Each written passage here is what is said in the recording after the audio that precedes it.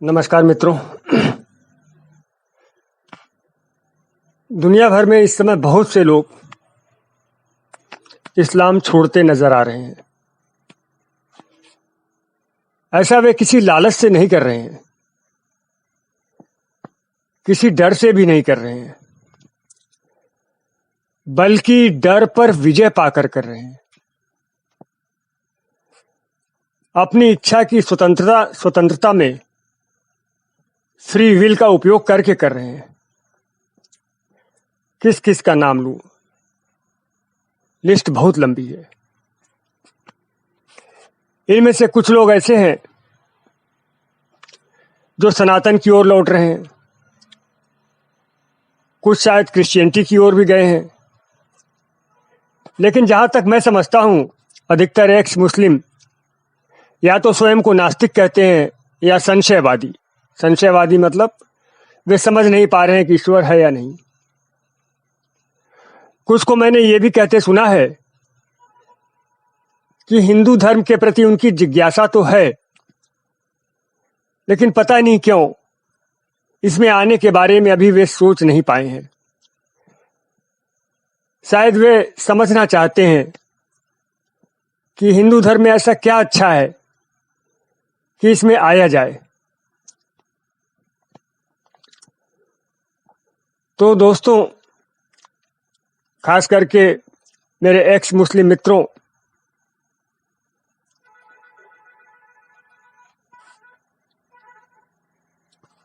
ईश्वर के लिए एक मिनट के लिए आप भूल जाइए। हालांकि उस पर चर्चा हो सकती है, लेकिन अभी नहीं। अभी आप उसे भूल जाइए। अभी मैं दो ऐसे बिंदु बताऊं आपको जो शुरुआत करने के लिए जो सरल है। दो ऐसे पॉइंट्स जिसके संबंध में आप देखें कि सनातन का क्या दृष्टिकोण है। पहली चीज फ्री विल, इच्छा की स्वतंत्रता। और दूसरी चीज जीवन मूल्य, वैल्यूज। ठीक है, देखिए, आपने इस्लाम छोड़ा फ्री विल में आपने बंदिशें नहीं मानी, आपको समझ में नहीं आया, आपने छोड़ दिया। अब सनातन में देखिए, सनातन आपके फ्री विल का सम्मान करता है। यहां निराकार भी है, साकार भी है। आप चाहें तो निराकार उस ईश्वर की पूजा करें, चाहे तो मूर्ति की पूजा करें। एकेश्वरवाद भी है, बहुदेववाद भी है। चाहे तो एक ईश्वर को माने, चाहे ढेर सारे ईश्वरों को माने, और चाहे तो आप किसी को भी न माने। आप सनातन से बेदखल नहीं होंगे। सनातन आपको बाहर नहीं निकालेगा, कोई दंड भी नहीं देगा आपको। आप मंदिर जाते हैं, अच्छी बात है, नहीं जाते हैं, कोई दिक्कत नहीं। सनातन की पहली खूबसूरती यह है, इसमें आपको पूरी आजादी है, पूरी स्वतंत्रता है। आपको पूजा करना अच्छा लगता है, आपने किया। नहीं अच्छा लगता है, नहीं किया। ईश्वर को मानते हैं, अच्छी बात है। नहीं मानते हैं, कोई बात नहीं। कोई आपको दंड नहीं देने जा रहा है। कोई ब्लास्फेमी जैसी यहां पे चीज नहीं है। बड़े ही मस्ती के साथ आप यहां रह सकते हैं, पहली चीज। और दूसरी चीज, अब दूसरी पे आते हैं मित्रों। एक शब्द है धर्म। आप इसको समझ लें तो बाकी बातें बहुत अच्छे से समझ में आ जाएंगी। एक्चुअल में हम लोग सोचते हैं कि धर्म, रिलीजन, मजहब ये एक ही बातें हैं। नहीं है। वास्तव में धर्म का कोई ट्रांसलेशन है ही नहीं किसी भी भाषा में। धर्म का मतलब ये होता है कि जो धारण किया जाए। ये सब लोग कहते हैं धर्म वो है जो धारण किया जाए, लेकिन क्या धारण किया जाए?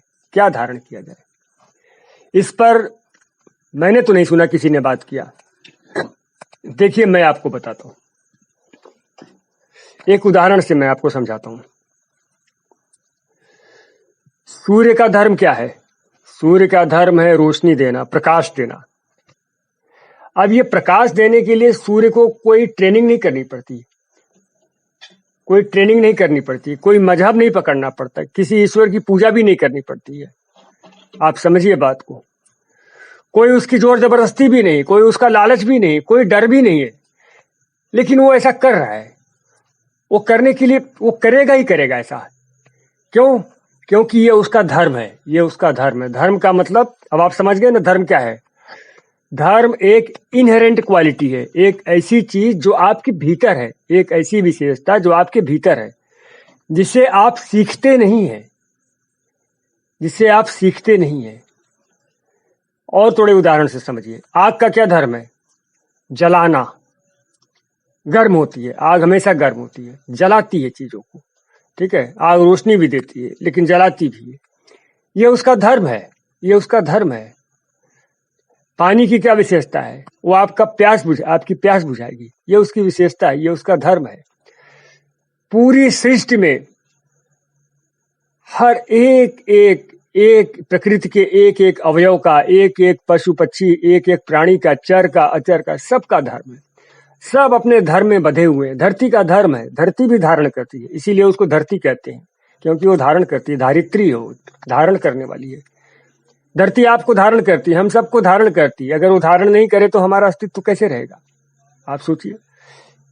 ये धरती की धारण, वायु आपको धारण नहीं कर सकता, अग्नि धारण नहीं कर सकती। आप समझिए बात को। धारण कौन करेगा? धरती धारण करेगी। तो इसलिए जो है धरती का ये धर्म है। तो इस तरह से तमाम चीजों के धर्म होते हैं। शेर का धर्म है, शेर मांस खाता है, वो चाहे भी तो घास नहीं खा सकता, मर जाएगा भूखा लेकिन घास नहीं खा सकता। शेर का एक धर्म है। तो हर एक प्राणी का एक धर्म होता है, हर एक प्राणी का एक धर्म होता है, और हर प्राणी अपने धर्म में बंधा हुआ है। इसी तरह से मनुष्य के भी कुछ धर्म है। तो बाकी प्राणियों या सृष्टि के बाकी जितने अवयव हैं उसमें और मनुष्य में क्या अंतर है? अंतर यह है कि बाकी सारे जो सृष्टि के उपादान हैं, अवयव हैं, वे अपने अपने धर्म में बंधे हुए हैं, अपने धर्म से बाहर नहीं जा सकते। ये स्वतंत्रता उन्हें नहीं प्राप्त है। लेकिन मनुष्य को ये स्वतंत्रता प्राप्त है।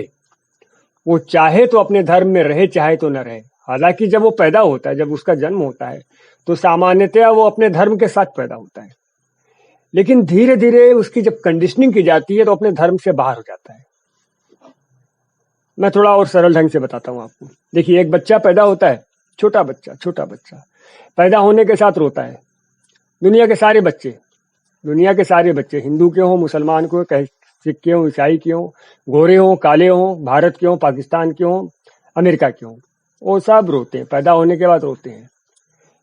ये जो गुण है, ये पैदा होने के साथ रोने का, ये धर्म है, ये उसका धर्म है, ठीक है। खुश होने के बाद मुस्कुराने का एक धर्म है। आप समझना बात को। इसी तरह से कुछ और भी धर्म है, जैसे कि सारे धर्मों का अगर हम सार कहें, है ना, आत्मा कहें, तो वो है प्रेम। प्रेम जो है सबसे, और प्रेम का ही विस्तार अगर हम देखें तो क्षमा है, करुणा है, तो ये भी प्रेम के ही विस्तार है। अब जैसे आप देखो, एक छोटा बच्चा होता है, छोटा बच्चा जिसकी कोई कंडीशनिंग नहीं हुई हो, आप कभी भी देखना, तो उसमें क्या होगा, एक छोटे सा पिल्ला आप पाल लो, छोटे सा पिल्ला, उससे बड़ा ही प्यार करेगा। एक पक्षी पाल लो, आप देखो, एक बकरी का बच्चा पाल लो, देखो उसका प्यार देखो, कैसा निश्चल, कैसा अबोध प्रेम वो करता है, टूट के चाहता है। वो बड़े लोग उतना टूट के नहीं चाह पाते, क्योंकि बड़े लोग धीरे धीरे करके धर्म से अलग होते गए। लेकिन छोटा बच्चा जब पैदा होता है तो वो अपने धर्म में रहता है। इसी तरह से जो है करुणा एक धर्म है। छोटे बच्चे को आप देखो, अगर कोई झूठ मूठ के भी उसके सामने रोएगा तो वो रोना शुरू कर देगा, वास्तविक रूप में रोने लगेगा। क्यों? क्योंकि उसके अंदर करुणा है, अभी उसकी करुणा मरी नहीं है। लेकिन जब कंडीशनिंग कर करके उसके सामने बकरियां काट काट के उसको कठोर बना दिया जाता है, तब उसको दया नहीं आती, करुणा नहीं आती। तब वो हंसता है, खुश होता है, खून देख करके खुश होता है, हत्या देख करके खुश होता है। आप समझो बात को, खुश होता है। इसी तरह से प्रेम का स्थान घृणा लेने लगता है। तब वो सीख जाता है कि देखो ये है, इनसे प्रेम करना है और इनसे घृणा करना है। इसकी कंडीशनिंग हो जाती है। तब वो सीख जाता है कि किन से घृणा करना है, उसकी लिस्ट उसके सामने आ जाती है। उस लिस्ट पे चलते चलते वो सीख जाता है। तो ये धर्म है। तो सनातन क्या करता है, आपको आपके धर्म से जोड़ता है। मतलब जो आपकी अंतर्निहित विशेषताएं हैं, जो आपके भीतर हैं, उससे आपको जोड़ता है। ये सनातन की विशेषता है। सनातन आपको प्रेम करना सिखाता है। सनातन कहता है वसुधैव कुटुंबकम, समस्त पृथ्वी हमारा परिवार है। सनातन कहता है सर्वे भवन्तु सुखिनः, सभी सुखी हों। ये सनातन आपको सिखाता है। ठीक है। सनातन जो है वो है कुत्ते को रोटी खिला देगा, चिड़िए को दाना चुगा देगा, पक्षी को पानी पिला देगा, अरे सांप को भी दूध पिला देता है। कोई दरवाजे पर आ गया तो उसका स्वागत करना, जिसके लिए कहा गया अतिथि देवो भव, है ना। ये सनातन की विशेषता है। स्त्रियों का सम्मान, यत्र नार्यस्तु पूज्यन्ते रमन्ते तत्र देवता, ये आप सुने होंगे।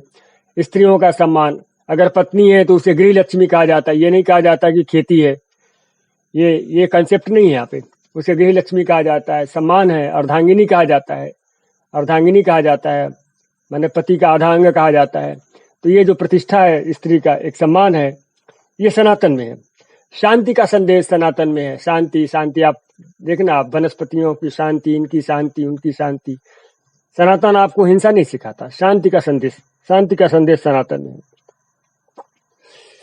क्षमा प्रेम का ही एक रूप है। आप सनातन में देखो तो आपको क्षमा की प्रवृत्ति मिलेगी, क्षमा की प्रवृत्ति मिलेगी। सनातन चरित्र सिखाता है, चरित्रहीनता नहीं सिखाता है। चरित्र सिखाता है, चरित्रहीनता नहीं सिखाता है। मर्यादाएं सिखाता है। आप कभी रामचरितमानस पढ़ के देखो, भगवान राम का चरित्र देखो, लक्ष्मण जी का चरित्र देखो। लक्ष्मण जी ने कभी भी सीता जी को पूरा देखा ही नहीं, केवल उनके पांव का अंगूठा देखा था उन्होंने। जब सीता जी का अपहरण होता है, रावण लेकर के जाता है, तो रास्ते में जगह जगह उन्होंने अपने गहने गिराए थे चिन्ह के रूप में। तो फिर लक्ष्मण जी से पूछा जाता है कि इन गहनों को आप पहचानो तो सही, ये जानकी जी का गहना है कि नहीं। तो लक्ष्मण नहीं पहचान पाए। बोले मैं कैसे पहचानूं, मैंने तो कभी उनको नजर उठा के देखा ही नहीं। मैं उनका पांव छूता था और उनके पैर में जो एक बिछिया पहना जाता है, केवल मैं उसको पहचान सकता हूँ, क्योंकि मैं उनका पांव छूता था। इसके अलावा बाकी गहने मैं नहीं पहचान सकता। वो उनकी भाभी थी। लेकिन मर्यादा आप देखो, आप मर्यादा देखो, ये मर्यादा सनातन सिखाता है। आप राम जी का पूरा जीवन चरित्र देख लो, मर्यादा से भरा पड़ा है। वो सनातन सिखाता है। वास्तव में सनातन आपको पूरी सृष्टि के साथ एकाकार होना, उसके साथ सामंजस्य स्थापित करना सिखाता है। धरती, आकाश, जल, नदी, तालाब, कुएं, सागर, वनस्पतियां, जंगल, जीव जंतु, इन सब के साथ कैसे मनुष्य का सुंदर रिश्ता स्थापित हो, इसकी शिक्षा सनातन में है। इतना मैं आपको इस बात को कह सकता हूं जितना मैंने जाना है। विश्व के किसी भी धर्म में, जिसे आप रिलीजन कह लीजिए, किसी भी धर्म में पूरे सृष्टि के साथ सामंजस्य स्थापित करने का साइंस, इसको आप साइंस कह लो, ऐसा साइंस दुनिया में कहीं नहीं है। घर में तुलसी लगाना, सुबह तुलसी को पानी डालना, पीपल में पानी डालना है। अगर आज तो साइंटिस्ट भी मानते हैं पीपल का महत्व, तुलसी का महत्व, तो वो जो चीजें हैं जो सनातन में सिखाई जाती हैं वो विलक्षण है। नदियों की किस तरह से, नदियों को देवियां माना जाता है, किस तरह से जो है नदियों के प्रति पूज्य भाव रहता है, वो चीज सनातन में है। मैं आपको अथर्ववेद की का एक वो है श्लोक है, उसका अर्थ है, उसमें कहा गया है कि हे धरती माता, आपके गर्भ से हम उतना ही खनिज निकालें कि हमारी आवश्यकता की पूर्ति हो जाए और आपको कष्ट भी न हो। तो ये जो भाव है, ये बड़ा ही उदात्त, बड़ा ही ऊंचा भाव है, वो सनातन में है, वो सनातन में है। तो सनातन एक प्रकार की शांति, एक प्रकार का सामंजस्य, साहचर्य, किसी को कष्ट न होने पाए, किसी को कष्ट न होने पाए, वो चीज सनातन सिखाता है आपको।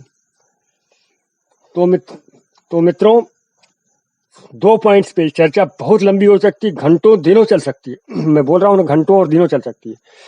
लेकिन आप आज मैं केवल 2 पॉइंट पे बात करना चाहता हूँ, इस पे भी बहुत सारी बातें हो सकती है, अभी तो शुरुआत कर रहा हूँ। तो पहला पॉइंट ये है फ्री विल। फ्री विल, सनातन में आपको इच्छा की स्वतंत्रता है, कोई डर नहीं है। कोई डर नहीं है कि आप ऐसा नहीं करोगे तो ऐसा हो जाएगा, वैसा नहीं करोगे तो ऐसा हो जाएगा, आपको नर्क में जला दिया जाएगा, जहन्नम की आग में जला दिया जाएगा। ये सब कोई डर नहीं है, कोई भी डर नहीं। आप आराम से रहिए, आपको अच्छा लगता है आप पूजा करिए, अच्छा लगता है ध्यान करिए, जैसे ईश्वर पसंद है वैसे करिए, और वो भी नहीं अच्छा लगता आपको, आप आराम से रहिए। लेकिन लेकिन जो संसार में है, आपके रिश्ते कैसे होने चाहिए, आपके रिश्ते कैसे होने चाहिए, लोगों के प्रति किस तरह का आपका भाव होना चाहिए, मनुष्य का मनुष्य के प्रति किस तरह का कर्तव्य होना चाहिए, ठीक है। पूरे सृष्टि के साथ आपको कैसे जुड़ना चाहिए जिससे आपको जरा सी भी तकलीफ ना हो, सारी किसी को जरा सी भी तकलीफ ना हो। मैं आपको एक और घटना बता रहा हूँ। अभिज्ञान शाकुंतलम करके एक ग्रंथ है, कालिदास ने लिखा है, उसमें शकुंतला करके एक नायिका है। तो जब उनका विवाह हो जाता है, अपने ससुराल में आती हैं, तो उनके मायके से कुछ लोग उनसे मिलने आते हैं। उनके वो मतलब कि कण्व ऋषि के आश्रम में रहती थी, तो कुछ वहाँ के जो उनके शिष्य थे तो वो मिलने आते हैं, तो हालचाल पूछते हैं। तो शकुंतला भी हालचाल पूछती है। तो वो केवल ऋषि का ही हालचाल नहीं पूछती, आश्रम का ही हालचाल नहीं पूछती, वो पूछती है कि वो जो हिरणी का बच्चा था ना, पाला हुआ था, वो कैसा है, वो याद करता है कि नहीं, वो खुश है कि नहीं। फिर वो पूछती है, वो सामने एक वृक्ष था, वो वृक्ष का क्या हाल है, उसमें कोई पानी डाल रहा है कि नहीं डाल रहा है। फिर पूछती है, उस वृक्ष पे एक लता थी, वो लता कैसी है। तो ये जो है ना, जो पूरे प्रकृति के साथ एक रिश्ता होता है, पूरे प्रकृति से एक प्रेम होता है, एक एक वनस्पति से, एक नदी से, तालाब से, सबसे एक प्रेम, सबसे लगाव, सबको किस तरह से सुरक्षित करना है, संरक्षित करना है, किस तरह से हिफाजत करना है, किस तरह से ये दुनिया सुखमय हो सके, किस तरह से पूरे विश्व में सुख हो, शांति हो, प्रेम हो, सौहार्द हो, ये जो शिक्षा है वो सनातन में जबरदस्त है। तो 2 पॉइंट्स पे आज मैंने बात रखी है। सनातन आपको फ्री विल देता है, आपको इच्छा की स्वतंत्रता देता है, कोई डर नहीं है, कोई आपकी हत्या नहीं कर रहा है। और दूसरी बात यह है कि सनातन आपका पूरे विश्व से, पूरे सृष्टि से, पूरी प्रकृति से, पूरे समाज से आपके सामंजस्य को स्थापित करता है, जिसमें आप भी सुख से रहें, बाकी लोग भी सुख से रहें। तो ये सबके सुख की कामना के साथ चलता है। ये नहीं कि उन्हें मार दो, काट दो, वो तुम्हारे धर्म को नहीं मानते तो वो ऐसे हैं वैसे हैं, और उनसे लड़ाई करके उनकी औरतों को उठा लो, फलाने ढकाने, इस तरह की बातें सनातन में नहीं है। सनातन बिल्कुल इस मामले में स्पष्ट है, बिल्कुल स्पष्ट है। और बाकी और भी बातें होंगी, तो आप मेरी बात पे विचार करें, आपको अच्छा लगे तो आप बताएं, इस पे मैं और आगे भी चर्चा कर सकता हूँ। ठीक है मित्रों, नमस्कार।